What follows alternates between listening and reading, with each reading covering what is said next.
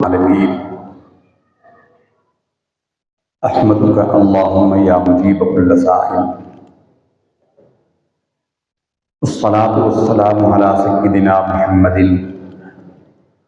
من هو افضل البسائل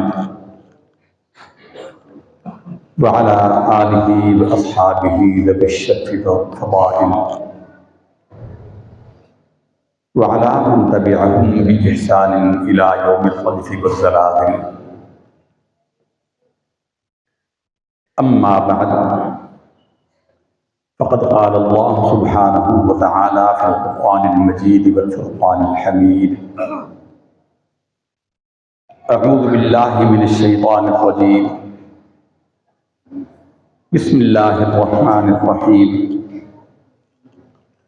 الرحمن علم القرآن خلق الإنسان علمه البيان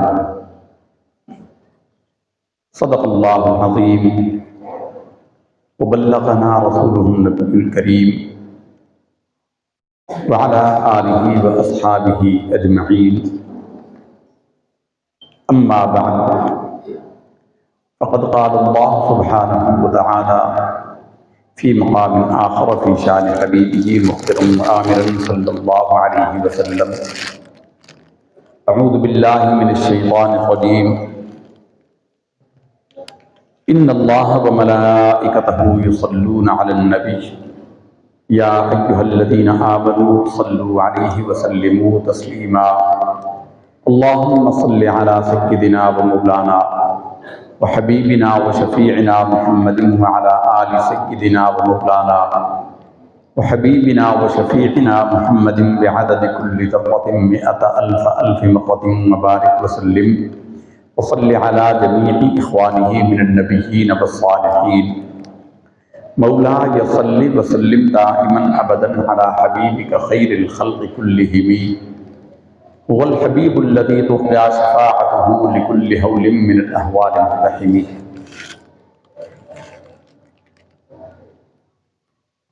اللہ تعالیٰ جل مجدہ الکریم کی حمد و ثنا اور اس کے حبیب لبیب سرکار دو عالم نور مجسم صلی اللہ علیہ وسلم کی بارگاہ اقدس میں ہدیہ درود و سلام کے بعد محترم المقام بانی محفل برادر عزیز فاضل اجل حضرت علامہ مولانا قاری محمد عبدالرزاق صاحب چشتی دامت برکاتہ العالیہ، برادر مکرم جناب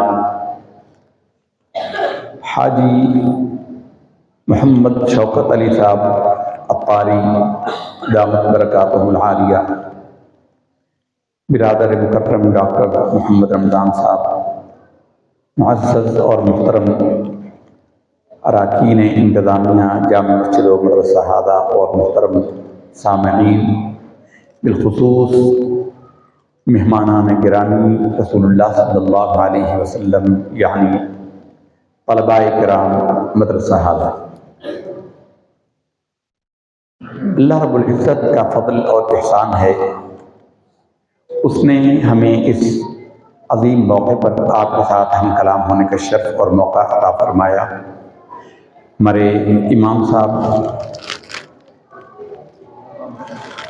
علامہ محمد ارشد قادری صاحب، نام بھول جاتے ہیں، اللہ تعالیٰ ان کو سلامت رکھے، ان کی امامت و کرامت کو سلامت رکھے۔ آپ سب کا شکریہ ہے کہ آپ نے ہمیں اپنے ساتھ ہم کلامی کا شرف عطا فرمایا ہے۔ ختم قرآن مجید فرقان حمید یہ ایک بہت عظیم موقع ہے، ہمیں تو اس کی قدر اس لیے نہیں ہے کہ ہمارے گھروں میں، ہمارے محلوں میں الحمدللہ بہت سارے حفاظ قرآن موجود ہیں۔ یہ بالکل ایسے ہے کہ جو نعمت عام ہو جائے اگرچہ بہت بڑی ہو، جس کے بغیر زندگی کا تصور ممکن نہ ہو، بہت بڑی ہو، وہ عام ہو جائے تو اس کی اہمیت عوام میں کم ہو جاتی ہے، حالانکہ اللہ کے ہاں اس کی قدر بہت ہوتی ہے۔ جیسے آپ دیکھتے ہیں دنیا کا قاعدہ ہے، بجلی کا بل لوگ بلا رہے ہیں، 10,000 15,000 20,000 عام گھروں کے بل آ رہے ہیں بجلی سے۔ حالانکہ بجلی کے بغیر گزارا ہو سکتا ہے، جن علاقوں میں بجلی نہیں ہے اور یہاں بھی نہیں ہوتی دن رات تو گزارا چل جاتا ہے۔ پانی کا بل 150-200 روپے آتا ہے، کہیں آتا ہے کہیں نہیں آتا۔ پانی کے بغیر ایک دن نہیں گزارا جا سکتا۔ پانی زیادہ بڑی نعمت ہے، انمول نعمت ہے، بے مول اللہ نے عطا کی ہے۔ وَجَعَلْنَا مِنَ الْمَاءِ كُلَّ شَيْءٍ حَيٍّ، ہم نے ہر شے کو پانی سے زندہ رکھا، زندہ کیا۔ پانی کا بل 150-200 آتا ہے، کہیں آتا ہے کہیں نہیں آتا۔ ہوا اس سے بھی زیادہ اہم ہے۔ پانی کے بغیر چند گھنٹے ہم گزار سکتے ہیں، لیکن ہوا کے بغیر 5 منٹ بھی نہیں گزار سکتے۔ عام ہے، انمول ہے، لیکن بے مول رب نے عطا فرمائی، اہمیت کم ہو گئی۔ حفظ قرآن اتنی بڑی سعادت ہے، اتنی بڑی نعمت ہے، بلکہ ہم ایک جگہ ایک مولوی صاحب کا بیان سن رہے تھے، بہت بڑے معروف عالم ہیں۔ وہ کہہ رہے تھے کہ آپ انجینئرز کو، ڈاکٹروں کو، وکیلوں کو بڑی عزت کی کرسیوں پر، بڑی جگہوں پر بٹھاتے ہیں، اور آپ نے حافظ قرآن کو اپنے برابر کبھی نہیں بٹھایا۔ حالانکہ سب سے بڑی نعمت، سب سے بڑا علم جو ان کے سینوں میں محفوظ ہے، اللہ رب العزت نے ان کے سینوں کو اپنے کلام کی حفاظت کے لیے منتخب کیا ہے، سب سے بڑا درجہ ان کا ہے۔ بلکہ صحیح یہی ہے کہ رسول اللہ صلی اللہ علیہ وسلم نے ارشاد فرمایا ہے کہ جس کو اللہ نے قرآن کا علم عطا فرمایا اور اس نے دنیا کے بڑے سے بڑے عزت والے شخص کی عزت اپنے سے زیادہ سمجھی، تو اس نے گویا قرآن مجید کی عظمت اور عزت کو سمجھا ہی نہیں۔ تو یہ بڑے عظیم لوگ ہیں جو خدمت قرآن میں مشغول ہیں، اور اللہ نے ان کو اس کام کے لیے چن لیا ہے۔ وما توفیقی الا باللہ علیہ توکلت والیہ انیب، یہ اللہ تعالیٰ کا فضل اور احسان ہے۔ ذالک فضل اللہ یؤتیہ من یشاء، یہ اللہ کا فضل ہے، جس کو چاہتا ہے وہ عطا فرماتا ہے۔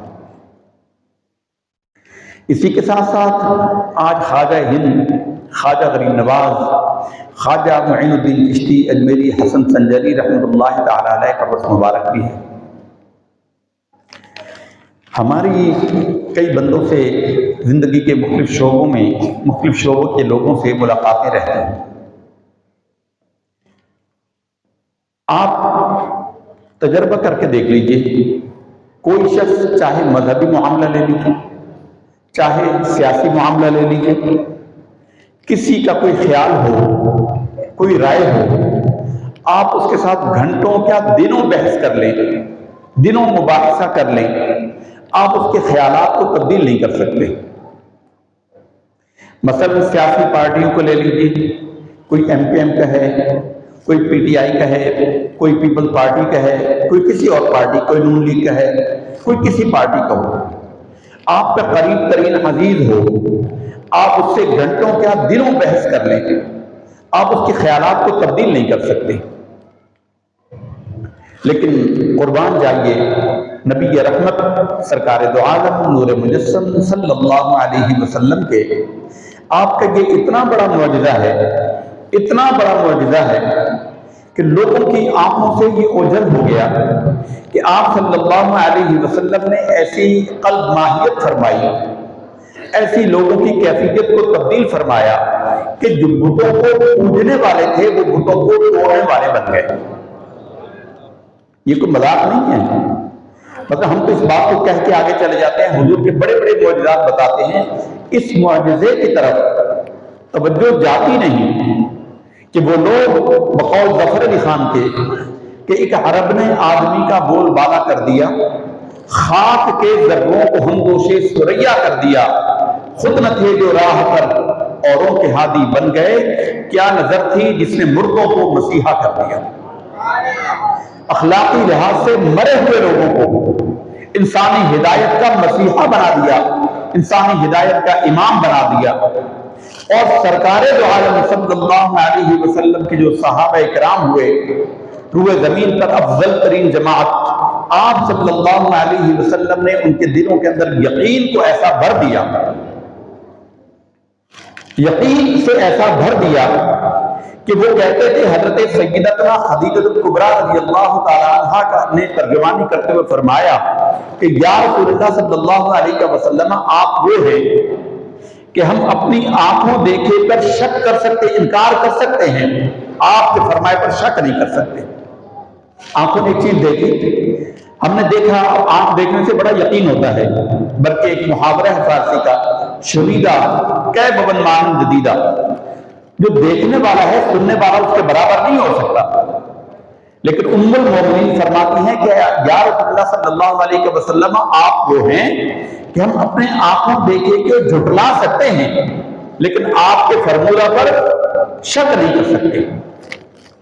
مولا علی شیر خدا رضی اللہ تعالیٰ عنہ بولے، کہا یا رسول اللہ صلی اللہ علیہ وسلم، اللہ کی قسم، اگر ہم سر کی آنکھوں سے جنت کو دیکھ لیں تو ہمارے ایمان و یقین میں ذرہ برابر بھی اضافہ نہیں ہوگا، اور اگر ہم جہنم کے سر کی آنکھوں سے دیکھ لیں تو ہمارے ایمان و یقین میں ذرہ برابر اضافہ نہیں ہوگا، اس لیے کہ ہم نے آپ کے فرمائے پر پہلے ہی اتنا یقین کر لیا ہے کہ اب اس میں اضافہ کی گنجائش نہیں ہے۔ غزوہ احد ہے، غزوہ احد ہے، ایک عورت کا بھائی شہید ہو گیا اور لوگوں نے اس کی لاشوں کا مسئلہ کر دیا، لاش کو بگاڑ دیا، ناک کان کاٹ دیے، لاش کی حیت خراب کر دی۔ اس کو کسی نے بتایا تیرا بھائی شہید ہو گیا، وہ دوڑی چلی آئی، وہ دوڑی آئی، صحابہ کرام نے ان کو روکا اور انہوں نے کہا کہ بی بی تیرے بھائی شہید ہو گئے ہیں، لیکن ان کی حالت دیکھنے کے قابل نہیں ہے، آپ نہ دیکھیں، آپ سے برداشت نہیں ہوگا۔ اس نے کہا یہ بات نہیں ہے، تم مجھے رسول اللہ کے بارگاہ میں لے جاؤ۔ رسول اللہ صلی اللہ علیہ وسلم کی بارگاہ میں وہ عورت آئی، اس نے کہا یا رسول اللہ صلی اللہ علیہ وسلم، میرا بھائی شہید ہو گیا، مجھے پتہ چل چکا ہے، اس کی لاش کا حلیہ خراب کیا گیا، مسئلہ کیا گیا ہے، مجھے پتہ لگ گیا ہے، لیکن یا رسول اللہ مجھے یہ نہیں پتا کہ اس کا معاملہ اللہ کے ہاں کیا ہوا ہے۔ اگر تو وہ جنت کے باغوں میں ہے، جنت میں چلا گیا، پھر تو میرے لیے غم کی کوئی بات ہی نہیں، اور اگر وہ دوزخ میں ہے تو میں ایسا بین کروں گی، ایسا بین اور ماتم کروں گی کہ عرب میں کسی بہن نے کسی بھائی کے لیے ایسا ماتم نہیں کیا ہوگا۔ تو رسول اللہ صلی اللہ علیہ وسلم نے فرمایا کہ نہیں، بلکہ میں تیرے بھائی کو دیکھ رہا ہوں کہ وہ جنت کے پرندوں کی پوٹوں کے اندر، جنت کے اندر سیر کرتا پھر رہا ہے۔ تو وہ عورت ہنستے ہوئے واپس ہوئی، اس نے کہا یا رسول اللہ پھر جو مرضی اس کے ساتھ کرتے پھرے، پھر مجھے کاہے کا غم ہے۔ یہ صحابہ کرام رضوان اللہ تعالی علیہم اجمعین کا وہ یقین تھا حضور کی ذات پر کہ زمین و آسمان ٹل جائیں، سرکار دو عالم صلی اللہ علیہ وسلم کا فرمودہ ٹل نہیں سکتا، حضور کا فرمایا بہ نہیں ٹل سکتا۔ صحابہ کرام کے اندر یہ جو حضور نے یقین بھرا ہے نا، یہ حضور کا اتنا بڑا معجزہ ہے، ہم ساری زندگی لگا کر ایک بندے کے خیالات کو تبدیل نہیں کر سکتے، لیکن سرکار دو عالم صلی اللہ علیہ وسلم کی نگاہ نبوت کا فیضان تھا، ایک نظر جس پر ڈالی قبول حق کی صلاحیت بشرط کہ اس کے دل میں ہو۔ کئی لوگ سوال کر دیتے ہیں کہ ابو لہب بھی تو تھا، ابو جہل بھی تو تھا۔ بھائی زمین اگر کاشت کو قبول کرنے والی ہو، بارش تو ہوتی ہے، بارش آپ کے مسجد کے سیل میں بھی ہوتی ہے، پانی بہہ کے چلا جاتا ہے، نالیوں میں بہہ جاتا ہے، یہی پانی زرخیز زمین پر بہہ جائے تو وہاں سبزہ اگاتا ہے۔ تو زمین کے قبول کرنے کی صلاحیت ہو، پھر اللہ کے حبیب کی نگاہ پڑ جائے، پھر وہ آسمانی ہدایت کا ستارہ بن جاتا ہے۔ تو سرکار دو عالم صلی اللہ علیہ وسلم کا یقین، اور بعد میں حضور نبی کریم صلی اللہ علیہ وسلم کے فرمودات پر جس کو یقین ہو گیا، جن کی ہم بات کر رہے ہیں، خواجہ غریب نواز رحمۃ اللہ تعالیٰ علیہ کی۔ قرآن مجید میں اللہ رب العزت نے فرمایا کلا لو تعلمون علم الیقین لترون الجحیم ثم لترونها عین الیقین۔ دو درجے یہاں پر بیان فرمائے، یقین کے دو درجے بیان فرمائے۔ تو ایک ہے علم الیقین، ایک ہے عین الیقین، اور ایک ہے حق الیقین۔ یقین کے 3 درجے ہیں، علم الیقین، عین الیقین اور حق الیقین۔ علم یہ ہے، ہمیں پتا ہے، آپ کو پتا ہے کہ بجلی کے تاروں کو چھو لیں تو کرنٹ لگ جاتا ہے، بندے کو تکلیف ہوتی ہے یا مر جاتا ہے، یہ علم ہے، یقین کا علم ہے۔ تو کسی کو آپ 10,000 روپے دیں اور اسے کہیں کہ بجلی کے ننگے تاروں کو چھو لے، وہ کبھی نہیں چھوئے گا۔ یہ ہے علم الیقین۔ ایک ہے عین الیقین، اب اس کو یقین تو ہے لیکن ایک بندہ دیکھ رہا ہے، اس کے سامنے کسی بندے نے بجلی کے ان تاروں کو چھو لیا، اس کو کرنٹ لگا اور وہ تڑپنے لگ گیا یا وہ مر گیا۔ اب یہ جو دیکھنے والے کو یقین حاصل ہوا ہے، ایسا یقین سننے والے کو نہیں تھا، علم الیقین والے کو یہ درجہ نہیں تھا۔ پھر ایک شخص ہے، شام کے عمل سے اسے کرنٹ لگا، اس نے خود ہاتھ لگایا، اس کو جو بجلی کی تکلیف پہنچی، ایسی تکلیف اسے پہنچی جو یقین اس کو درجہ حاصل ہوا حق الیقین، یہ دیکھنے والے کو بھی نہیں حاصل ہوتا۔ دیکھنے والے کو بھی یہ یقین کا درجہ حاصل نہیں ہوتا جس کو خود کرنٹ لگا ہو، یہ حق الیقین ہے۔ اب دیکھیے، ہمارا اور آپ کا ایمان اور یقین ہے، ہر بندہ کہتا ہے، ہر بندہ کہتا ہے کہ جو رات قبر کی ہے وہ باہر نہیں ہے، جو رات قبر کی ہے وہ قبر سے باہر نہیں، اور جو باہر کی رات ہے وہ قبر میں آ نہیں سکتی۔ مولا علی شیر خدا رضی اللہ تعالیٰ عنہ کا فرمان ہے کہ موت زندگی کی سب سے بڑی محافظ ہے، جب تک موت نہیں کوئی مار نہیں سکتا۔ ہر بندہ کہتا ہے، سبھی بندے یہ باتیں کہتے ہیں، لیکن یقین کا وہ درجہ حاصل نہیں ہے۔ خواجہ غریب نواز رحمۃ اللہ تعالی علیہ، رسول اللہ صلی اللہ علیہ وسلم کے باقی فیض یافتہ، ان کو یقین کا وہ درجہ تھا کہ رائے پتھورے نے، رائے پرتھوی راج نے، جس کو رائے پتھورا بھی کہتے ہیں، اس نے جب آپ کی تبلیغی مساعی کو دیکھا کہ لوگ دھڑا دھڑ مسلمان ہو رہے ہیں، تو اس نے ایک قاتل کو منتخب کیا، قاتل کو اجرت طے کی، آدھے پیسے دے دیے اور آدھے بعد میں دینے کا وعدہ کیا کہ ان کو شہید کر دے، قتل کر دے۔ اب خواجہ غریب نواز کے پاس مسلمان بن کر آیا، مسجد میں بیٹھا رہتا، اب آپ کے گرد تو مریدوں کا، عقید و بندوں کا جھرمٹ لگا ہوتا تھا، کوئی قریب نہیں بھٹکتا تھا، تو اس کو موقع نہیں ملتا تھا، اسے ڈر تھا کہ اگر میں نے یہ کام کیا تو مارا جاؤں گا۔ بڑی کوشش کی، نہیں موقع ملا۔ ایک دن خواجہ غریب نواز رحمۃ اللہ تعالی علیہ نے، جو اس کے پہلے دن سے ارادے کو جان گئے تھے، آپ نے ساتھیوں کو کہا کہ تم جاؤ، مجھے اس سے ضروری کام ہے، مجھے اس سے ضروری کام ہے۔ سارے لوگ چلے گئے تو آپ نے اس کو کہا کہ اللہ کے بندے، جس کام کے لیے آیا ہے وہ کام تو کر لے۔ انہوں نے کہا جی میں کس کام آیا ہوں؟ انہوں نے کہا میں تجھے موقع دے رہا ہوں، تو جس کام آیا ہے کر لے۔ اب وہ گھبرا گیا، اب وہ کانپنے لگا، تو خواجہ صاحب نے کہا کہ بھائی تیری آدھی رقم پھنسی ہوئی ہے، آدھی تو لے آیا ہے، جو خنجر چھپائے کر رہا ہے، میرے پہلو میں گھونپ دے، مجھے قتل کر دے اور جا کے اپنے پیسے لے لے۔ اب وہ تھر تھر کانپنے لگا، خنجر نکال کر قدموں پہ گر گیا اور کہا کہ حضور مجھے معاف کریں اور مجھے کلمہ پڑھا کر دائرہ اسلام میں داخل کریں۔ یہ ہے یقین کا وہ درجہ، جو رات قبر کی ہے وہ قبر سے باہر نہیں، اور جو قبر سے باہر کی ہے وہ قبر میں نہیں۔ ہمیں یہ درجہ حاصل نہیں ہے۔ اور یا اللہ کا جو ایمان ہوتا ہے وہ مشاہداتی ایمان ہوتا ہے، اور یا اللہ کا جو ایمان ہوتا ہے وہ مشاہداتی ایمان ہوتا ہے، وہ اللہ کے مشاہدوں میں غرق ہوتے ہیں، ہمارے اور ان کے ایمان کا کوئی مقابلہ نہیں ہوتا۔ اگر ہمیں ایمان اور یقین کی یہ کیفیت حاصل ہو جائے تو آج سے ساری خرابیاں دور ہو جائیں۔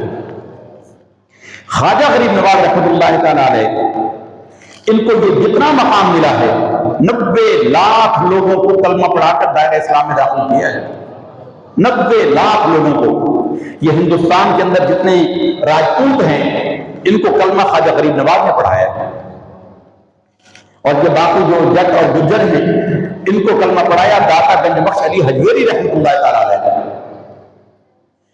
ہم ایک بندے کے خیال کو تبدیل نہیں کر سکتے۔ خواجہ غریب نواز رحمۃ اللہ تعالی علیہ نے 90 لاکھ لوگوں کی مقبول ماہیت کر دی، اور جو بتوں کے پجاری تھے بتوں کے توڑنے والے بنا دی۔ یہ کوئی مذاق نہیں ہے۔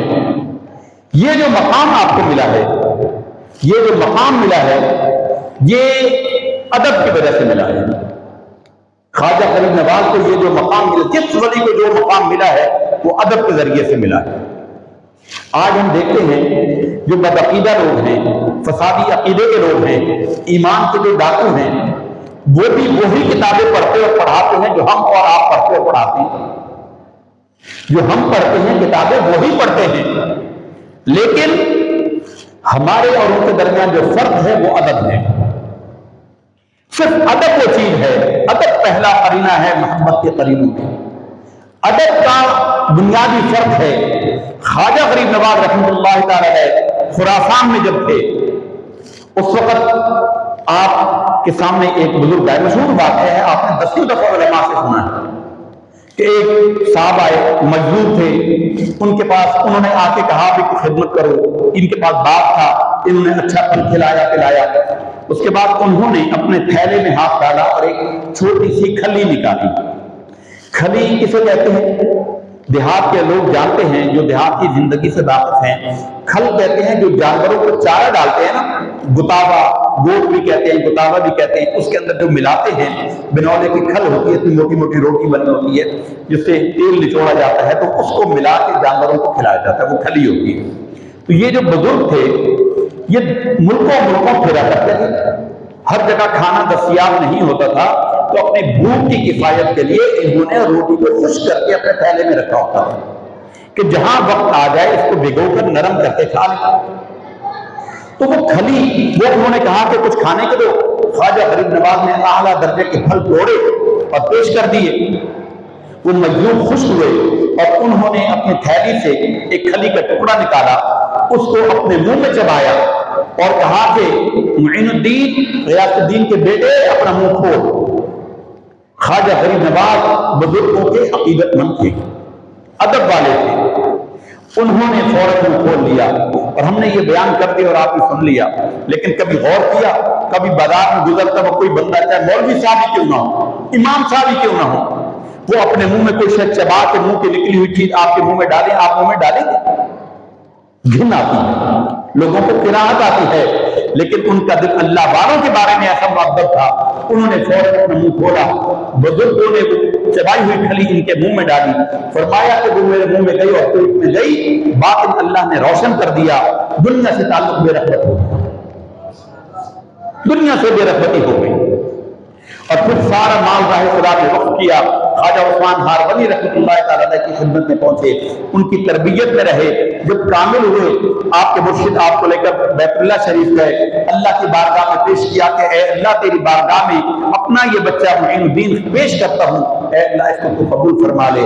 رب کی جانب سے القاء ہوا میرے حبیب کی بارگاہ میں لے جاؤ، سرکار کی بارگاہ میں لے کر گئے، سرکار دو عالم صلی اللہ علیہ وسلم کی خدمت میں عرض کیا یا رسول اللہ معین الدین آپ کی خدمت میں، آپ کی آل میں سے ہے، آپ کی خدمت میں لے کر آیا ہوں، آپ قبول فرمائیں۔ اور ان کو اشارہ کیا کہ کہا کہ سلام کرو اپنے نانا جان کو، انہوں نے کہا کہ الصلاۃ والسلام علیک یا رسول اللہ وعلی آلک واصحابک یا حبیب اللہ۔ قبر اطہر سے جواب آیا وعلیک السلام یا بنی، اے میرے بیٹے تجھ پر بھی سلامتی ہو۔ خواجہ عثمان ہارون کا محنت وصول ہو گئی، سرکار کی بارگاہ سے اشارہ ہوا ان کو ہندوستان کی ولایت دی جاتی ہے، ان کو ہندوستان روانہ کرو۔ پھر یہ ہندوستان آئے، اس میں جب حضرت خواجہ غریب نواز رحمۃ اللہ تعالی خراسان میں تھے، اس وقت خواجہ حضرت سیدنا شیخ عبد القادر جیلانی حسنی حسینی بغدادی رضی اللہ تعالی عنہ کو، جو مامور من اللہ تھے، اللہ کی طرف سے مامور تھے، انہوں نے کہا قدم هذه على رقبة كل ولی اللہ، میرا یہ قدم تمام اولیاء اللہ کی گردنوں پر ہے۔ تو خواجہ غریب نواز نے گردن کو جھکا دیا تھا اور اتنا زمین کے قریب کر دیا کہ حضرت شیخ عبد القادر جیلانی رحمۃ اللہ تعالی نے وہاں دیکھا اور کہا کہ غیاث الدین کے بیٹے نے ادب کی انتہا کر دی، ان قریب سے زمین ہند کی ولایت سے نوازا جائے گا، ہند کی ولایت سے نوازا جائے گا۔ یہاں سرکار کی دربار سے وہی حکم ہوا کہ جاؤ ہندوستان جاؤ۔ جو بھی اللہ کا ولی ہندوستان آیا وہ پہلے مہر اپنی ولایت پر سیدنا داتا گنج بخش علی حجویری رحمۃ اللہ تعالیٰ علیہ کی لگواتا تھا۔ ہندوستان میں جا کر ولایت کا پیغام عام کرنے کے لیے، اللہ کا محبت کا پیغام عام کرنے کے لیے، تبلیغ کے لیے داتا گنج بخش علی حجویری کی مہر لگوانے کے لیے ان کے دربار میں چلا کچھ ہوتا تھا۔ یہ بھی گئے، یہ مراقب ہوئے اور 3 دن کے بعد عرض کرنے لگے کہ حضور اجازت دیں، مرشد نے آگے جانے کا حکم دیا ہے، جب تک آپ اجازت نہیں دیں گے میں نہیں جاؤں گا۔ مسلسل کہتے رہے عرض کرتے رہے، روزانہ اس امید پر کہ آج داتا گنج بخش کرم فرمائیں گے اور ہندوستان جانے کی اجازت دیں گے۔ 40 دن گزر گئے، ان کی چل لگا آج بھی وہاں پر موجود ہے۔ تو 40 دن کے بعد رو پڑے اور کہا کہ لگتا ہے کہ میں آپ کی بارگاہ میں قبول نہیں ہوں۔ وہ بھی سید ہیں، داتا گنج بخش علی حجویری رحمۃ اللہ تعالیٰ علیہ، علی بن عثمان جلابی الحجویری، یہ بھی سید ہیں۔ خواجہ غریب نواز بھی سید ہیں، غوث اعظم بھی سید ہیں، غوث اعظم حسنی حسینی سید ہیں، یہ حسینی حسنی سید ہیں۔ غوث اعظم کے والد امام حسن مجتبی کی اولاد، والدہ امام حسین کی اولاد، حضرت خواجہ غریب نواز کے والد امام حسین کی اولاد اور ان کی والدہ امام حسن کی اولاد۔ اب داتا گنج بخش سے اجازت مانگ رہے ہیں، اجازت نہیں مل رہی، 40 دن رو پڑے اور کہا کہ حضور کو لگتا ہے کہ مجھ سے کوئی خطا ہو گئی کہ آپ آگے جانے کی اجازت مرحمت نہیں فرماتے۔ رات کو سوئے تو حضرت داتا گنج بخش علی حجویری نے دیدار کروایا اور فرمایا کہ بیٹے یہ تو نے کیسے سوچا کہ جس سے رسول اللہ راضی ہو اس سے علی حجویری ناراض ہو سکتا ہے؟ میں نے اتنے دن تجھے اس لیے اجازت نہیں دی کہ میں چاہتا تھا کہ تو میرے قریب رہے۔ اب 40 دن تیرے پورے ہو گئے، جب تجھے اجازت دی جاتی ہے اور تو پھر زمین ہندوستان پر جا کر اللہ کی توحید کا پیغام عام کر۔ اجازت کے بغیر نہیں جاتے اللہ والے، اور یہ مقام ادب سے حاصل ہوا۔ زیادہ تفصیل کا وقت نہیں کیونکہ موضوع الگ ہیں، 2 بڑے بڑے موضوع ہیں دونوں، اور دونوں اتنے بڑے موضوعات ہیں کہ ساری زندگی ان پر گفتگو کرتے رہے تو ختم نہ ہو۔ تو بہرحال خواجہ غریب نواز رحمۃ اللہ تعالیٰ علیہ نے سرزمین ہندوستان کے اندر 90 لاکھ لوگوں کو کلمہ پڑھا کر مسلمان کیا۔ خواجہ صاحب کے القاب میں ایک لقب ہے آپ کا، ہند الولی۔ ہند الولی اس کا مطلب کیا ہے؟ بہت کم لوگ اس پر غور کرتے ہیں، بہت کم لوگ۔ ہند ایک ایسی سرزمین ہے جو اللہ کے حبیب صلی اللہ علیہ وسلم کو بڑی پسند تھی۔ عرب اس سرزمین کے گرویدہ تھے، سرزمین ہندوستان کے عرب گرویدہ تھے، اور اسی لیے عربوں کے جو قصائد ہیں، عربی ادب کے اندر جو یہاں کتابیں پڑھائی جاتی ہیں، آپ نے پڑھا ہوگا سیوف ہندی، حسان ابن ثابت کے قصیدہ کے اندر بھی موجود ہے سیوف ہندی، ہندوستان کی تلواریں بڑی سماج ہوتی تھی، بہت اچھی ہوتی تھی، بڑی کاٹدار ہوتی تھی، تو ہندی تلواروں کی بڑی کشش اور بڑی قیمت تھی عرب میں، اور عربوں میں ہند کا نام اتنا پسندیدہ تھا کہ حضور حضرت سیدتنا خدیجہ کبریٰ رضی اللہ تعالیٰ عنہا کا جو پہلے شوہر کا بیٹا تھا اس کا نام ہند تھا، ہند بن ابی حالہ، ہند بن ابی حالہ، ابو حالہ کے بیٹے ہند، ان کا نام ہند ہے۔ حضرت ابو سفیان کی اہلیہ کا نام جو فتح مکہ کے بعد مسلمان ہوئی ان کا نام ہندا ہے، اور ہمارے نبی صلی اللہ علیہ وسلم نے فرمایا کہ مجھے ہندوستان کی جانب سے ٹھنڈی ہوا آتی ہے، مجھے سرزمین ہند سے ٹھنڈی ہوا آتی ہے، اس لیے تو اقبال نے کہا ہے میرے عرب کو آئی ٹھنڈی ہوا جہاں سے، میرا وطن وہی ہے، میرا وطن وہی ہے۔ یہ وہ سرزمین ہے، اور کیوں نہ ہوتی کہ اللہ نے اپنے پہلے بندے کو حضرت آدم علیہ نبینا علیہ السلام کو اتارنے کے لیے جس سرزمین کا انتخاب کیا وہ سرزمین ہندوستان تھی، سرزمین ہند تھی، اور جو آج سری لنکا کے اندر ہے وہ پہاڑ موجود ہے جسے جہاں پر کہا جاتا ہے کوہ آدم، ایڈم پیک کہتے ہیں چوٹی کو، حضرت آدم کے قدم مبارک کا نشان ہے اس پہ، حضرت آدم علیہ نبینا علیہ السلام کے قدم مبارک کا نشان وہاں ثبت ہے، حضرت آدم کو وہاں اتارا گیا تھا۔ اس وقت یہ سرزمین سری لنکا یہ ہندوستان کے ساتھ جڑی ہوئی تھی، سارے ماشاءاللہ پڑھے لکھے لوگ ہیں، جیولوجی کے ماہرین یہ بات جانتے ہیں کہ سری لنکا اس زمانے میں 1500 سال پہلے ہندوستان سے جڑا ہوا ملک تھا، اب یہ ایک جزیرہ ہے، اب اس کے چاروں طرف پانی ہے، یہ حصہ زمین سے جدا ہو گیا ہے۔ بلکہ آپ کو جیولوجی کی تاریخ بتائیں تو یہ پورا ہندوستان بھی یہ ایشیا کا حصہ نہیں ہے، یہ افریقہ کا حصہ ہے جو وہاں سے جدا ہو کر یہاں آیا اور یہاں کی الیکٹرانک پلیٹوں سے الیکٹرک پلیٹوں سے جڑ کے ایشیا کا حصہ بن گیا، اور اس سے پھر سری لنکا جدا ہو گیا۔ اس کو سراندیپ کہا گیا، اس لیے پرانی کتابوں میں حضرت آدم کے حقوق کی جگہ، ان کے نازل ہونے کی جگہ کہیں ہندوستان لکھا ہوا ہے، کہیں سراندیپ لکھا ہوا ہے۔ ہندوستان تو ہندوستان اس وقت ہندوستان کا حصہ تھا، اور سراندیپ سری لنکا کا پرانا نام ہے۔ سراندیپ ہوا، پھر سیلون ہوا، آج وہ سری لنکا کہلاتا ہے۔ تو حضرت آدم وہاں اترے، اور حضرت آدم علیہ السلام کے آنسوؤں سے قصص الانبیاء میں یہ بیان ہے کہ اتنا روئے، آنسو کا ذائقہ چونکہ نمکین ہوتا ہے، اس لیے ان کے آنسوؤں کے ذائقے سے یہ گرم مثالیں پیدا ہوئے۔ یہ جو گرم مثالیں ہیں، دار چینی ہے، لونگ ہے، کالی مرچ ہے، یہ جو ان میں کڑواہٹ ہے، ان میں کھردرا پن ہے، یہ نمکینی ہے، یہ حضرت آدم علیہ السلام کے آنسوؤں کا نتیجہ ہے۔ اور اس زمانے میں، قدیم زمانے میں ہندوستان ایسا ہی خوشحال ملک تھا جیسے لوگ آج امریکہ سفر کرنے جاتے ہیں، اس زمانے میں ہندوستان سفر کرنے آتے تھے۔ انگریز کے زمانے میں تو جنہوں نے تاریخ پڑھی ہے وہ جانتے ہیں کہ اس کو ہندوستان کو سونے کی چڑیا کہا جاتا تھا۔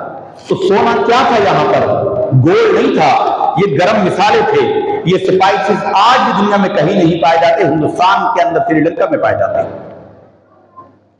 تو یہ اس کی وجہ سے دنیا کا ریچسٹ ایریا تھا، اور اللہ کے حبیب صلی اللہ علیہ وسلم کو یہاں کے لوگوں کا ادب و آداب اتنا پسند تھا۔ ادب کا جو مزاج ہندوستان کے اندر ہے، ہندوستان پاکستان کے اندر، ہم اس کا تصور نہیں کر سکتے۔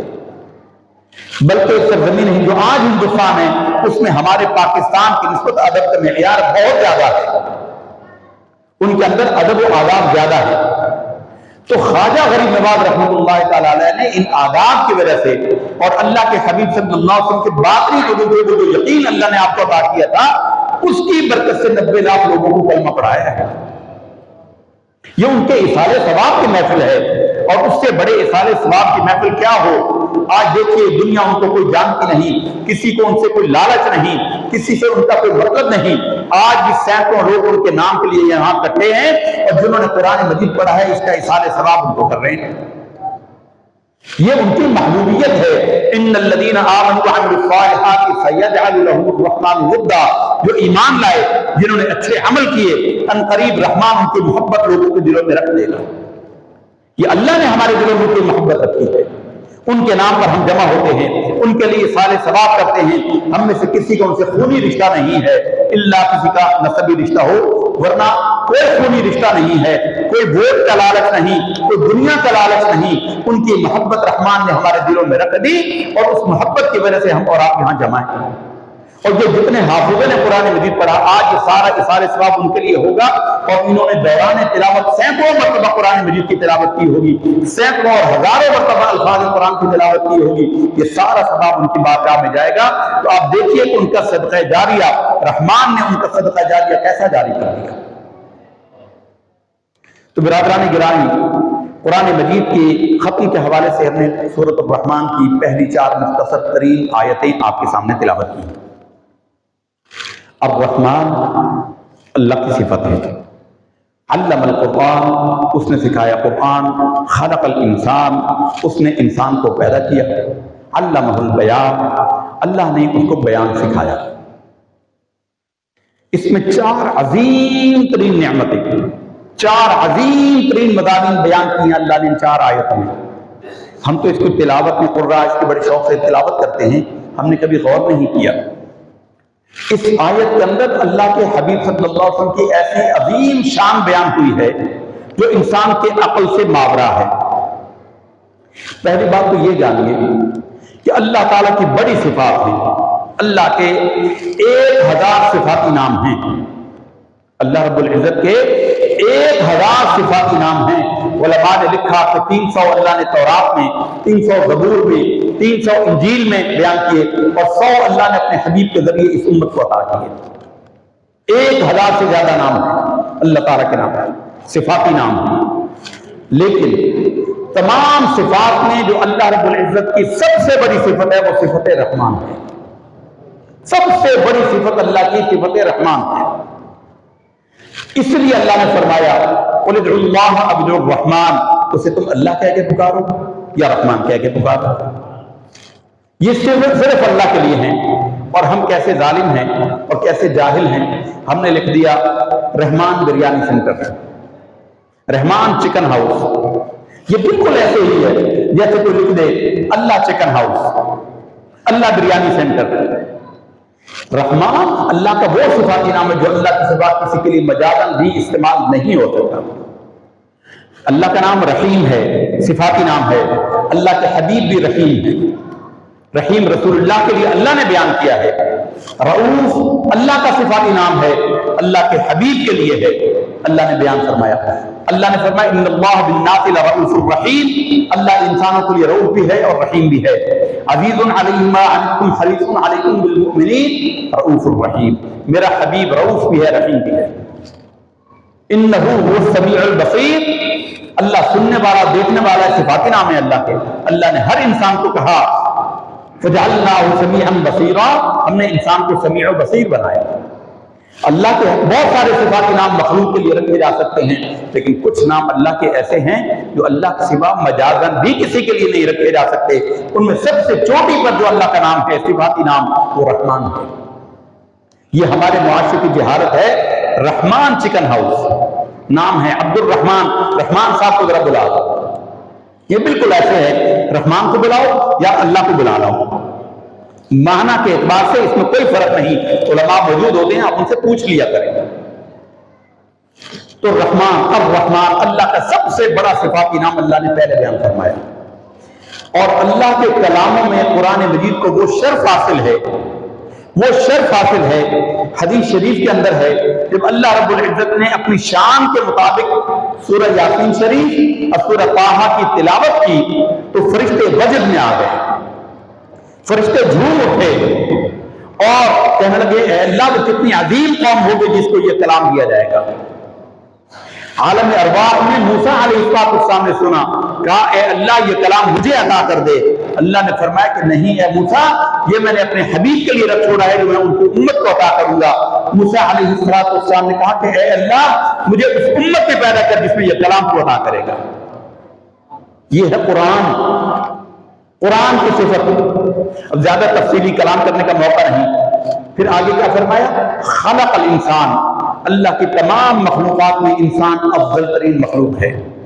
صفات میں اللہ نے اعلیٰ ترین صفت کا بیان کیا، کلام میں اعلیٰ ترین کلام کا بیان کیا، مخلوقات میں اللہ نے اعلیٰ ترین مخلوق کو بیان کیا، انسان۔ اللہ نے کتنی بڑی بڑی مخلوقات پیدا فرمائی ہیں، ہم تو سوچ نہیں سکتے۔ یہ جو موجودہ کائنات ہے ہماری، کہکشاں اس کو ملکی وے کہتے ہیں، یہ کہتے ہیں کہ ٹوٹل کائنات کا 3% ہے، کہ 3%، اور اس میں جو ہماری یہ نظام شمسی ہے، سولر سسٹم کا جو ہمارا نظام ہے، سولر کا، سورج کا نظام شمسی، یہ اگر اس کا 3% میں پھیلا دیا جائے تو اس کی حیثیت ایسے نظر آتی ہے جیسے سوئی کی ایک نوک ہو، یہ نظر ہی نہیں آتا۔ یہ پورا سسٹم جس میں 9 ستارے ہیں اور سورج ہے، یہ اس میں سوئی کے نوک کے برابر نظر نہیں آ سکتے۔ تو آپ اندازہ لگا لیجیے کہ اللہ کی کائنات کتنی بڑی ہے، کتنی بڑی کائنات ہے۔ اللہ نے اس کے لیے نہیں فرمایا، حضرت انسان کے لیے فرمایا لقد خلقنا الانسان فی احسن تقویم، یقیناً ہم نے بہترین طریقے پر انسان کو قائم کیا ہے۔ سب سے خوبصورت مخلوق اللہ نے انسان کو بنایا۔ اور اس میں دیکھیے جن کو اللہ نے علم عطا فرمایا، جن کے علم اللہ نے قرآن مجید کے نور سے منور کر دیے، امام اعظم ابو حنیفہ نعمان بن ثابت کوفی رحمۃ اللہ تعالی علیہ کے زمانہ ہے، ہارون رشید کا دور ہے۔ ہارون رشید کو ملکہ زبیدہ سے بڑی محبت تھی، ہارون رشید کو ملکہ زبیدہ سے بڑی محبت تھی۔ ایک دن، اور وہ تھی بھی بڑی نیک، بڑی پرہیزگار خاتون تھی، نہر زبیدہ انہوں نے کھدوائی تھی بغداد سے مدینہ طیبہ تک، آج بھی اس کے اثرات موجود ہیں۔ تو ہارون رشید نے ایک مرتبہ، اس نے بیوی نے کسی وجہ سے کہہ دیا، کوئی ناز کا مقام ہوگا، میاں بیوی کے معاملات تھے، کسی بات پر کہہ دیا کہ میں تو کچھ نہیں ہوں، آپ ایسے ہی کرتے ہیں۔ اس نے کہا اللہ کی قسم اگر تو چاند سے زیادہ حسین نہ ہوئی تو تجھے 3 طلاق، چاند سے زیادہ حسین نہ ہوئی تجھے 3 طلاق۔ تو اب جناب کہہ تو بیٹھا، محبت بڑی تھی، پریشان ہو گیا، علماء کو جمع کیا، سب نے کہا کہ جناب چاند تو حسن میں مثال ہے، حسن میں مثال دی جاتی ہے چاند کی کہ فلاں کا چہرہ چاند جیسا ہے، تو آپ نے تو کہہ دیا ان کا چہرہ چاند سے زیادہ حسین نہیں ہے، بس آپ کی بیوی کو طلاق ہو گئی۔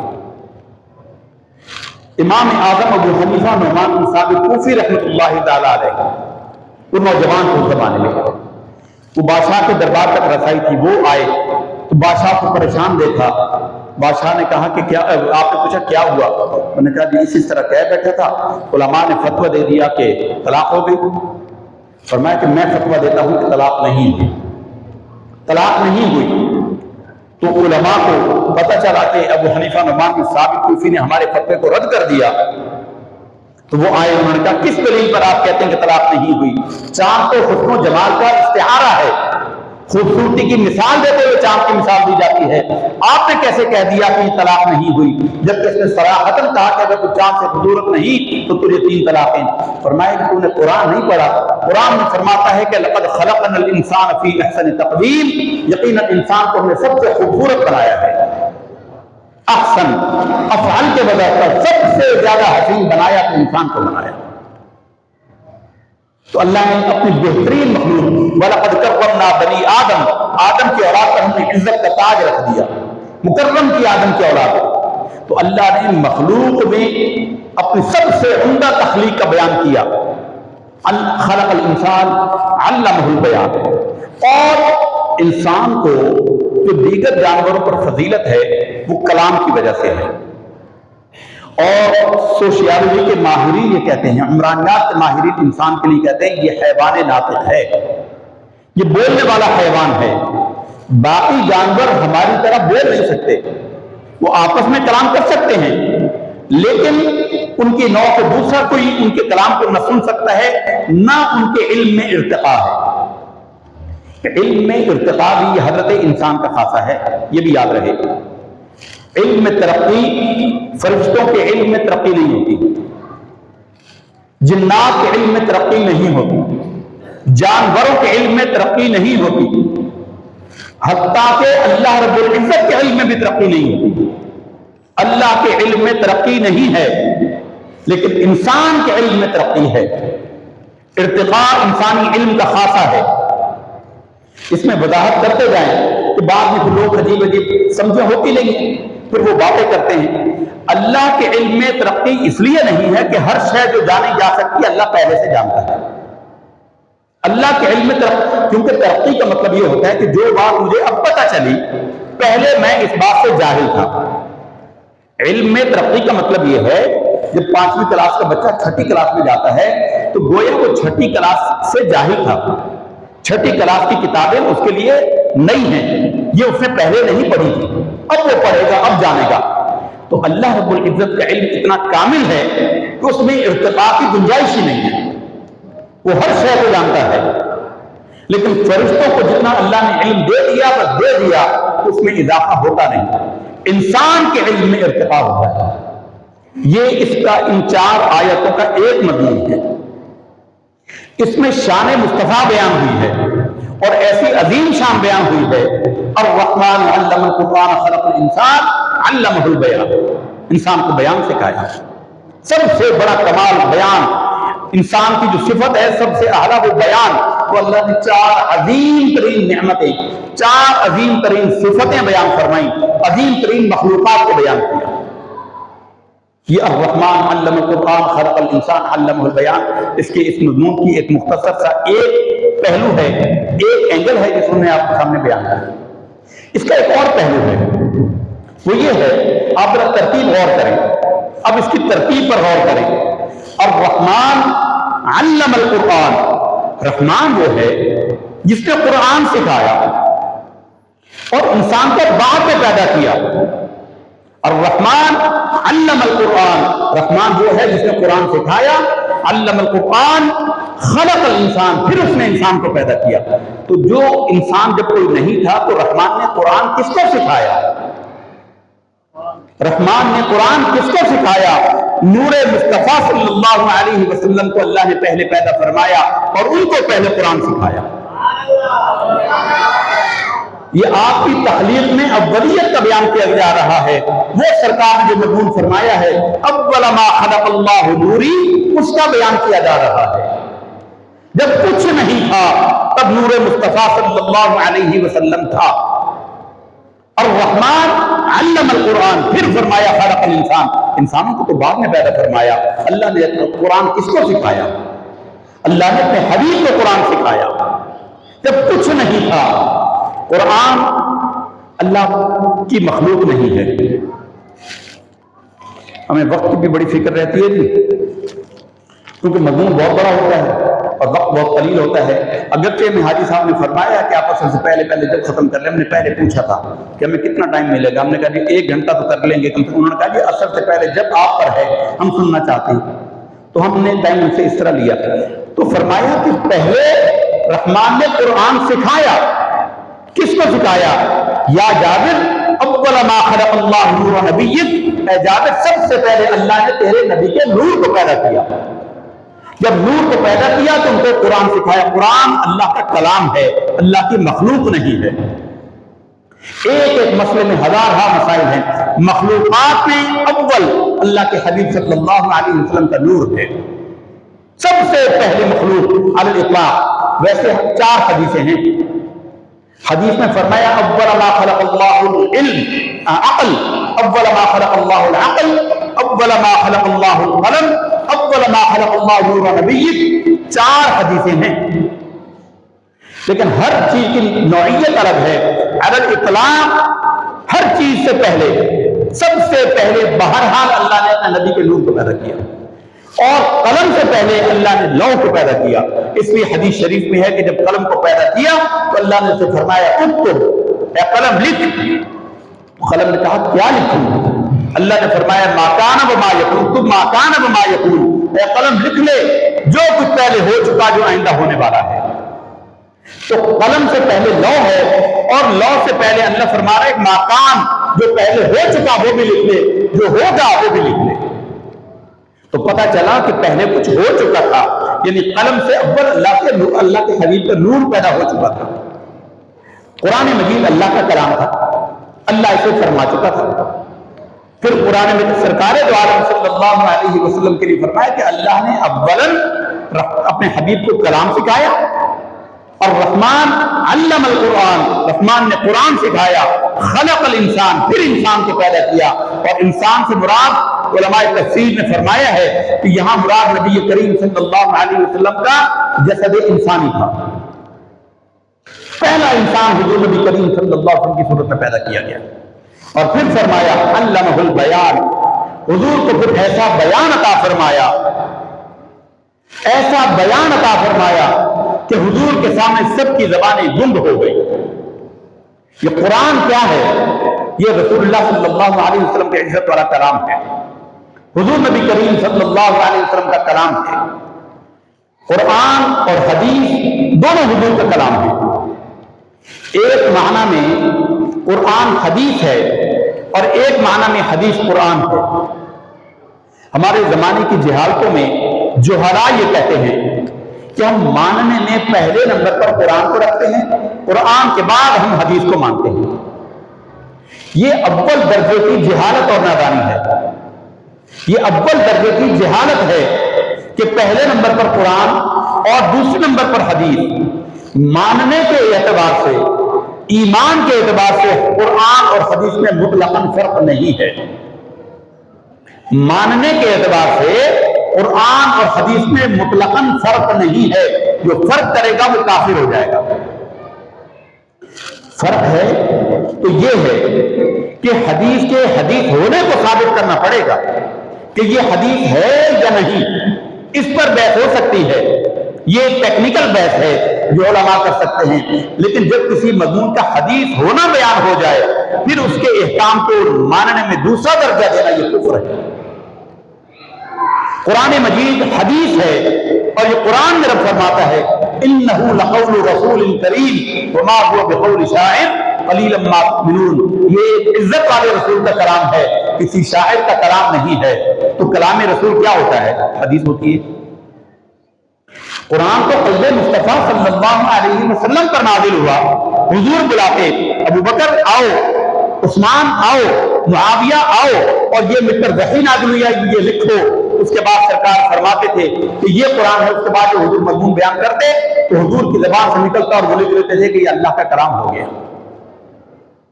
وہ فرمان رسول تھا، فرمان رسول۔ اور حدیث کا قرآن ہونا کیسے ہے؟ ابو داؤد شریف کی حدیث ہے، حضور نبی کریم صلی اللہ علیہ وسلم نے ارشاد فرمایا اوتیت القرآن ومثلہ معہ، میں قرآن دیا گیا ہوں اور اسی کی مثل اور بھی دیا گیا ہوں۔ اور وہ اور کیا ہے؟ تمام شارحین حدیث نے کہا کہ اس سے مراد احادیث رسول اللہ ہے۔ تو اس لحاظ سے حدیث بھی اللہ کی وحی ہے اور قرآن بھی اللہ کی وحی ہے۔ حدیث ماننے کے اعتبار سے نماز کی رکعتیں آپ جتنی پڑھتے ہیں یہ حدیث سے ثابت ہیں، یہ قرآن سے ثابت نہیں ہے۔ نماز پڑھنے کی جتنی رکعتیں ہیں، نماز کے اندر جتنی تلاوتیں کی جاتی ہیں، یہ حدیثوں سے ثابت ہیں، یہ قرآن سے ثابت نہیں ہے۔ تو ماننے کے اعتبار سے جو یہ کہتا ہے وہ جاہل ہے، نادان ہے، اگر سمجھ کر کہے گا تو کافر ہے۔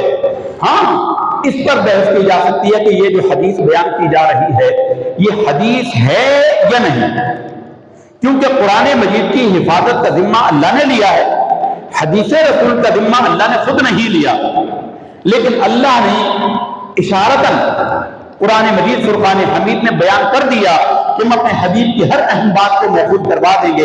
ارشاد ہوا لقد کان لکم فی رسول اللہ اسوۃ حسنہ، قرآن رسول اللہ صلی اللہ علیہ وسلم کی زندگی بہترین نمونہ ہے ایمان والوں کے لیے۔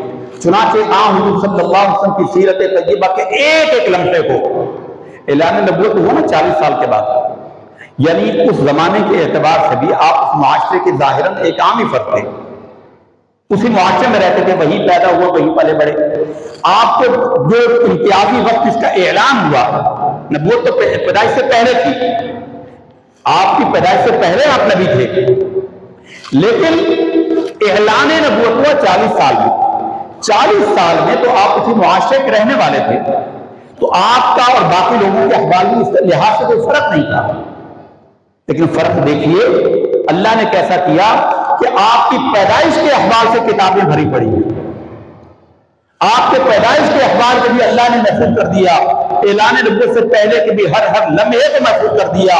لقد کان لکم فی رسول اللہ اسوۃ حسنہ، اس کی عملی تفسیر حضور کی سیرت طیبہ بن گئی، اور حضور کی سیرت طیبہ اتنی پاکیزہ کہ اللہ نے بھی قسم کھائی، اللہ نے قسم بیان کی اور ارشاد فرمایا لعمرک، اے حبیب صلی اللہ علیہ وسلم تیری حیات طیبہ کے ایک ایک لمحے کی قسم ہے، انہم لفی سکرتہم یعمہون، یہ گمراہی میں بہکے پھرتے ہیں، انہم لفی سکرتہم یعمہون، یہ گمراہی کے نشے میں بہکے پھرتے ہیں۔ اور رسول اللہ صلی اللہ علیہ وسلم کی جب نبوت اور رسالت کا انکار کیا وَيَقُولُ الَّذِينَ كَفَرُوا لَسْتَ مُرْسَلًا، کافر کہتے ہیں کہ آپ رسول نہیں ہیں۔ قل، تم فرماؤ کفا باللہ شہیدًا بینی و بینکم، کہ میرے اور تمہارے درمیان میرے نبی اور رسول ہونے کے لیے اللہ ہی گواہ کافی ہے، اور اللہ کو کوئی جانتا نہیں، اللہ کو کسی نے دیکھا نہیں۔ تو پھر فرمایا لوگو فقد لبثت فیکم عمرا من قبلی، لوگوں میں تمہارے درمیان ایک عمر گزاری ہے، اعلان نبوت سے پہلے بھی میری زندگی تمہارے سامنے ہے، کوئی ایک لمحے پر ایک داغ کو دکھا دو۔ تو حضور کی سیرت کو اللہ نے ایسا جمع کر دیا، ایسا محفوظ کر دیا کہ آپ صلی اللہ علیہ وسلم کے نالین شریف، آپ کے نالین شریف جوتے مبارک، آپ کے نالین شریف کی صفات پر دنیا کی مختلف زبانوں میں 300 سے زیادہ کتابیں لکھی گئی ہیں، 300 سے زیادہ کتابیں۔ تو آپ کی سیرت طیبہ کو اللہ نے کیسا محفوظ کیا، جیسے قرآن کو محفوظ کروایا، اللہ نے اپنے حبیب کی سیرت طیبہ کے ایک ایک لمحے کو محفوظ کیا۔ تو برادران گرامی، ہم آپ سے عرض کر رہے تھے کہ ہمارے اور دیگر لوگوں کے قرآن پڑھنے میں، کتابیں پڑھنے میں جو بنیادی فرق ہے وہ ادب و محبت کا ہے، ادب کا فرق ہے۔ ادب کی عینت لگا کر دیکھیں، حضور نبی کریم صلی اللہ علیہ وسلم نے فرمایا ادبوا اولادکم علی ثلاث خصال، اپنی اولاد کو 3 خصلتوں پر تربیت کرو۔ اپنی اولاد بچے ہوتے ہیں چھوٹے، تو ان کی تربیت کرنے کے لیے 3 نقطے یاد رکھو۔ ادبوا اولادکم علی ثلاث خصال، اپنی اولاد کی تربیت 3 خصلتوں پر کرو۔ حب نبیکم، سب سے پہلے اپنے نبی کی محبت اس کے دل میں ڈالو، سب سے پہلے اس کے دل میں اپنے نبی کی محبت ڈالو، حب نبیکم وحب اہل بیتہ، اور اس کے بعد حضور کے اہل بیت کی محبت ڈالو، وعلم القرآن، اور وعلم القرآن، پھر ان کو قرآن مجید سکھاؤ۔ جب حضور کی محبت ہوگی، اہل بیت اطہار کی محبت ہوگی، تب پتہ چلے گا کہ القرآن کلام اللہ ویشتمل علی نعت محمد صلی اللہ علیہ وسلم، قرآن کیا ہے؟ الحمد سے والناس تک اللہ کے حبیب کی نعت پر مشتمل ہے۔ ہمارے ایک جاننے والے تھے، فوت ہو گئے، گلشن اقبال میں رہتے تھے، وہ ان کے گھر درس قرآن تھا، ویسے ہی روٹین میں تھا، ہمیں تو پتہ نہیں تھا۔ کراچی یونیورسٹی کے حسام الدین صاحب وہ وہاں پر درس دیتے تھے، ہم بھی چلے گئے، ہم تو ویسے اپنے کام سے گئے تھے، وہاں درس ہو رہا تھا، وہاں بیٹھ گئے، اور اس میں قرآن مجید میں سورہ نساء کا درس جاری تھا، اور وہ کہنے لگے، ان کے پروفیسر صاحب بیان کرتے ہوئے کہ قرآن مجید میں اللہ نے فرمایا کہ فانکحوا ما طاب لکم من النساء مثنی وثلاث ورباع، نکاح کرو جو عورتیں تمہیں پسند آئیں، دو یا تین یا چار، بس چار کا نکاح۔ اس کی تفصیل کرتے ہوئے درس قرآن میں، اب وہ درس قرآن میں وہ کہہ رہے ہیں قرآن کے الفاظ اتنے ہی ہیں، فانکحوا، پس نکاح کرو، ما طاب لکم، جو تمہیں پسند آئیں، من النساء، عورتوں میں سے، مثنی وثلاث ورباع، دو کرو یا تین کرو یا چار کرو۔ اب یہ قرآن کا بیان اتنا ہے، اب آگے درس قرآن کے نام پر کیسے بے ادبی لوگوں کے دلوں میں ڈالتے۔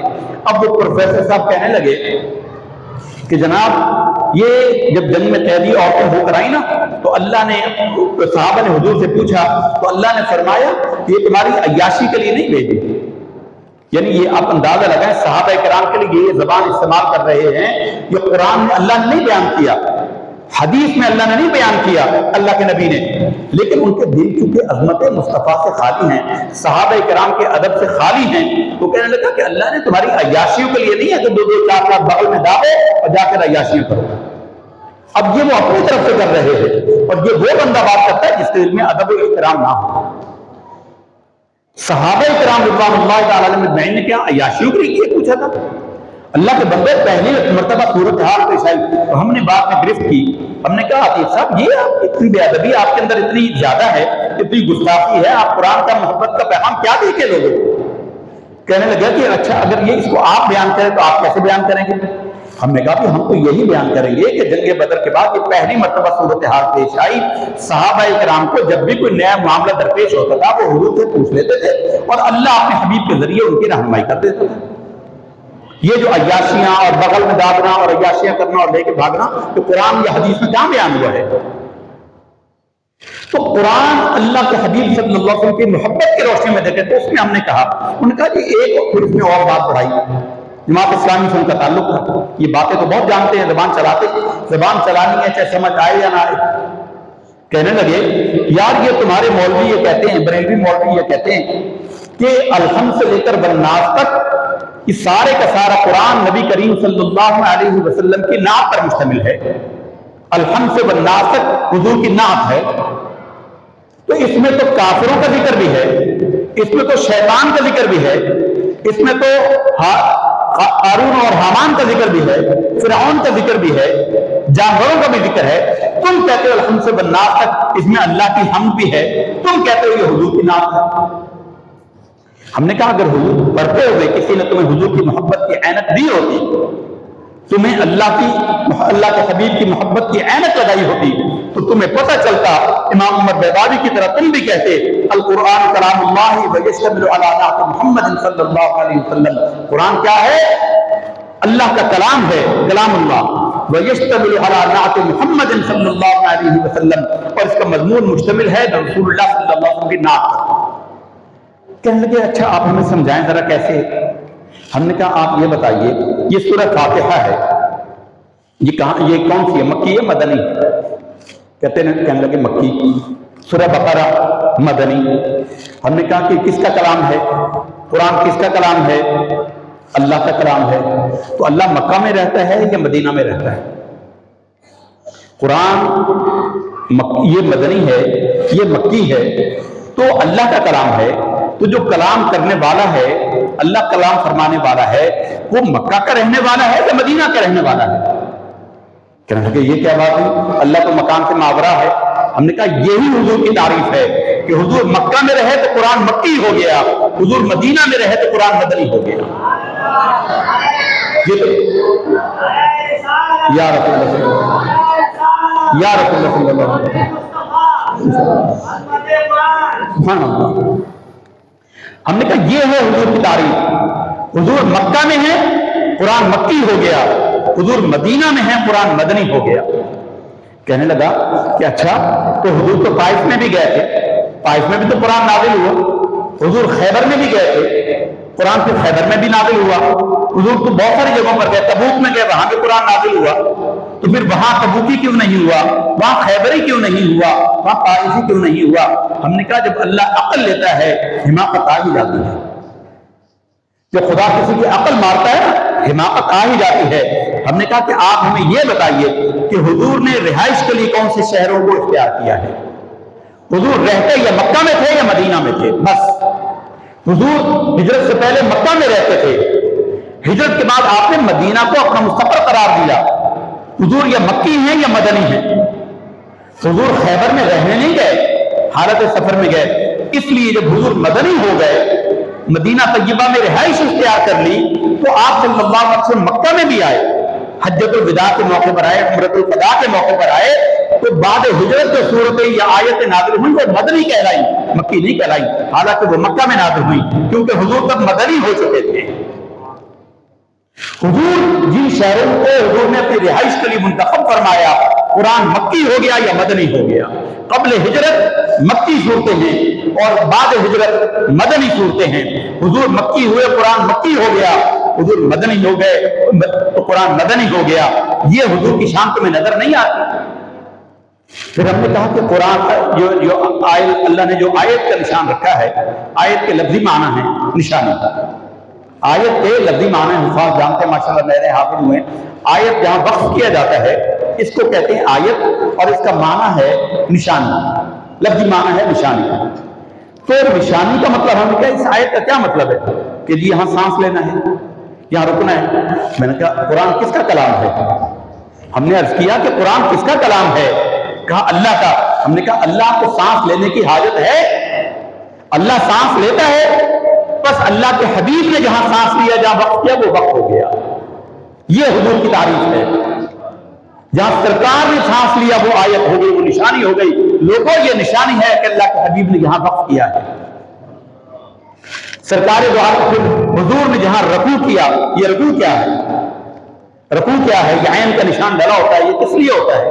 حضور نے رکوع کیا، حضور نے نماز میں وہاں مضمون ختم ہوا، رکوع فرما دیا، وہ رکوع ہو گیا۔ اللہ تو کسی کے آگے جھکتا نہیں، اللہ نے تو کسی کو رکوع کیا نہیں، رسول اللہ نے کیا تو رکوع ہو گیا۔ تو قرآن الحمد سے والناس تک، اب زیادہ مضمون کا وقت نہیں ہے، الحمد سے والناس تک ہر لحاظ سے سرکار دو عالم صلی اللہ علیہ وسلم کی تعریف و توصیف ہے۔ اللہ اکبر، یا رسول اللہ صلی اللہ علیہ وسلم، یا اللہ۔ میں نے کہا کہ آپ کو عقل نہیں آتی؟ اللہ نے 3 کتابیں نازل فرمائی اور تینوں یکبار بھی نازل فرمائی، اور قرآن مجید اللہ نے 23 سال میں جسہ جسہ نازل فرمایا، 23 سال میں قرآن مجید جسہ جسہ نازل کیا۔ آپ کو اس میں سمجھ نہیں آتی حضور کی شان؟ کہ لگے جی اس میں کیا شان کی، حضور کی شان ہے؟ ہم نے کہا امام حسن رضا کو تم پڑھ لیتے تو تمہیں پتہ چل جاتا کہ اس میں حضور کی شان کیا بیان ہوئی ہے۔ بے لکھائے یار ان کو چین آ جاتا اگر، بے لکھائے یار ان کو چین آ جاتا اگر، یوں نہ آتے جبرائیل بار بار صبرا چھوڑ کر۔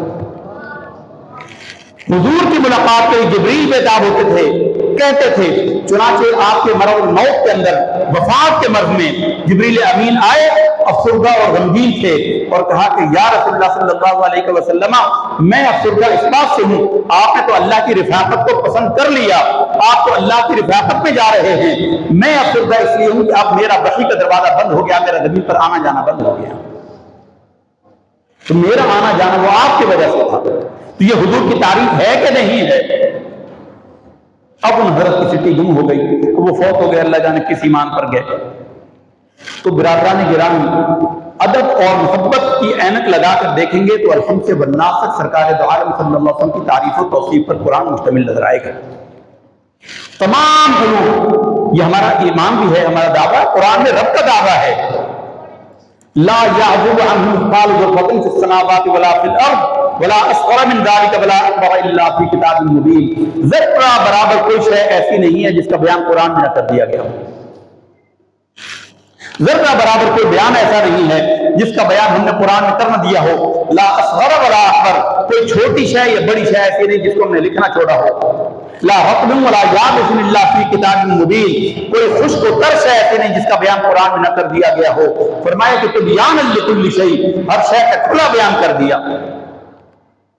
اب آج تھوڑا سا پڑھنا جانتے ہیں اور بیٹھ جاتے ہیں، قرآن مجید کو پڑھنے کا دعویٰ کرنے کے لیے بیٹھ جاتے ہیں، طرح طرح کی باتیں کرتے ہیں، ہم نے قرآن پڑھا، ہم کو نہیں ملا، قرآن میں پڑھ کے دکھاؤ، قرآن میں پڑھ کے دکھاؤ۔ امام شافعی رحمۃ اللہ تعالی علیہ کتنے بڑے امام ہیں، کتنے بڑے امام ہیں، یہ اتنے بڑے امام ہیں، یہ چاروں ائمہ میں واحد قرشی امام ہیں، چھٹی یا ساتویں پشت میں ان کا نسب حضور سے مل جاتا ہے، اور ان کی ایک کتاب ہے کتاب الام، کتاب الام ان کی حدیث کی بڑی مارکے کی کتاب ہے۔ امام شافعی استاد ہیں امام احمد بن حنبل کے، اور امام احمد بن حنبل استاد ہیں امام بخاری کے۔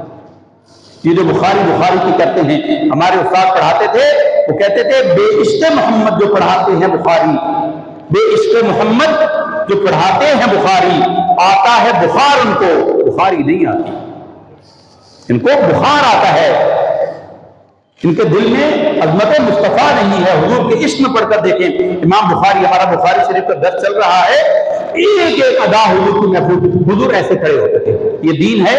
نماز کے بعد حضور کیسے کرتے تھے، لوگوں کی طرف منہ پھیرتے تھے، منہ پھیرنا جائز ہے یا نہیں، حضور نے ایسا کیا۔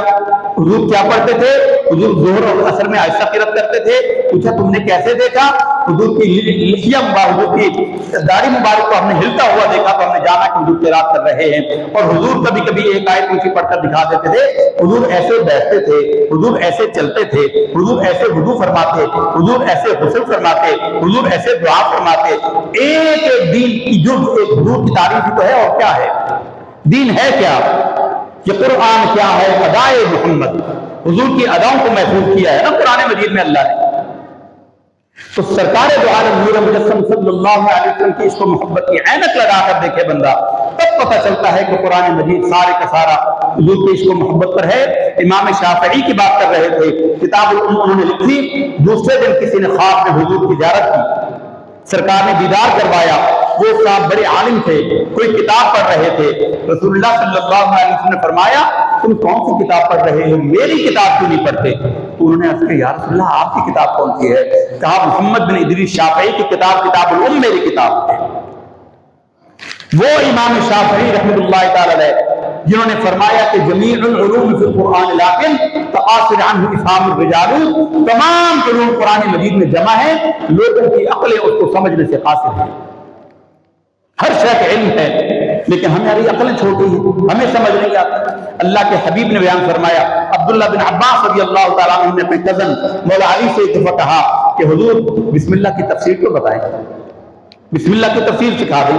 عشاء کی نماز پڑھ کے نکلے تھے، جنت البقیع کی دیوار چھوٹی چھوٹی تھی، اس پر مولا علی نے ہاتھ پکڑا اپنے چچا زاد کا، اور چلتے چلتے بقیع غرقد کی دیوار پر آ کر بیٹھے اور کہا کہ بسم اللہ کی تفسیر بیٹا بہت بڑی ہے، میں تجھے بسم اللہ کی جو با ہے، با کے نقطے کی تفسیر بتاتا ہوں۔ عشاء کے بعد بیٹھے، مؤذن نے فجر کی اذان دے دی اور بسم اللہ کے با کے نقطے کا بیان مکمل نہیں ہوا۔ قرآن مجید کے علوم کی کوئی کیا بات کرتا ہے؟ وہ امام شافعی جن کی بارگاہ نبوی میں یہ مقام ہے، وہ کہتے ہیں کہ مجھے یہ شوق ہوا کہ اجماع، ہمارے جو مسائل کے استنباط کے طریقے ہیں، نوجوان طلباء کے لیے علماء تو جانتے ہیں، چار چیزوں پر ہمارے چار بنیادیں ہیں مسائل کے بیان کرنے میں، ہم چار چیزوں سے مسائل اخذ کرتے ہیں، ہمارے مسائل کی بنیادیں چار چیزیں ہیں۔ اولاً قرآن مجید میں صراحتاً بیان کر دیا تو بس ٹھیک ہے، قرآن، پھر حدیث، پھر اجماع۔ اجماع کہتے ہیں کہ جس پر امت کے عظیم علماء کسی مسئلے پر جمع ہو جائیں، کسی رائے میں قرآن میں بصراحت وہ موجود نہ ہو، حدیث میں صراحتاً اس کا حکم نہ ہو، علماء جمع ہو جائیں، اس کو کہتے ہیں اجماع۔ اور چوتھا ہے قیاس۔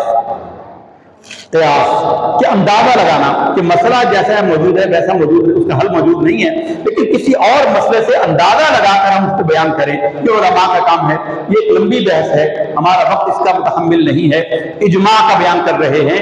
امام شافعی رحمۃ اللہ تعالی علیہ فرماتے ہیں کہ ہر شے کا بیان تو قرآن میں ہے، اجماع کا حکم قرآن میں کہاں بیان ہوا؟ اجماع کا حکم کہاں بیان ہوا؟ کہتے ہیں کہ میں نے 300 بار قرآن مجید کی تلاوت کی، 300 مرتبہ قرآن مجید میں اجماع کی دلیل ڈھونڈنے پر 300 بار قرآن مجید کی تلاوت کی۔ 300 مرتبہ پڑھنے میں مجھے اجماع کے حق میں کوئی آیت نظر نہیں آئی، یہاں تک کہ جب 301ویں بار میں نے تلاوت کی قرآن مجید کی، 300 پہلی بار 300 پورا کر لیا، جب اگلی دفعہ شروع کیا تو قرآن مجید کی اس آیت پر اللہ نے میرے ذہن کو ٹکا دیا، وَمَن يُشَاقِقِ الرَّسُولَ مِن بَعْدِ مَا تَبَيَّنَ لَهُ الْهُدَىٰ وَيَتَّبِعْ غَيْرَ سَبِيلِ الْمُؤْمِنِينَ نُوَلِّهِ مَا تَوَلَّىٰ وَنُصْلِهِ جَهَنَّمَ وَسَاءَتْ مَصِيرًا۔ جس نے حکم آ جانے کے بعد رسول اللہ کے حکم کی مخالفت کی یا مسلمانوں کے اجماع کی مخالفت کی، اس کو ہم ادھر ہی پھیر دیں گے جہاں وہ پھر رہا ہے، اور اس کا ٹھکانہ جہنم ہے، ہم اس پہ گھسیٹ کر اس کو ڈالیں گے۔ 300 بار ایسے امام نے جو قرآن پڑھا، تو یہ واحد عرب امام ہیں، 300 بار پڑھنے کے باوجود نظر نہیں آیا، ان کو نظر نہیں آئی، 301ویں بار نظر آئی، اور ہم یہ کہتے ہیں کہ ہمیں ابھی ہم نے قرآن کھولا اور ہمیں فوراً نظر آ جائے اور سمجھ آ جائے، ہم بڑے عالم بن گئے۔ قرآن مجید کے علوم کی کوئی انتہا نہیں ہے۔ 3:40 ہو گئے جی، آپ کا پھر لنگر شریف کا بھی شاید انتظام ہو گیا، آپ طلباء بھی بیٹھے ہوں گے، سارے فضیلت ہو گئی ہے۔ یہ جتنا کچھ کہا ہے اللہ تعالیٰ اس کو اپنی بارگاہ میں قبول فرمائے، اور طلباء نے پورے سال میں جتنا پڑھا ہے اللہ تعالیٰ اس کو اپنی بارگاہ میں قبول فرمائے، اور حضرت خواجہ غریب نواز کی روح کو یہ سال کرتے ہیں اللہ ان کو ثواب پہنچائے۔ وآخر دعوانا ان الحمد للہ۔ جی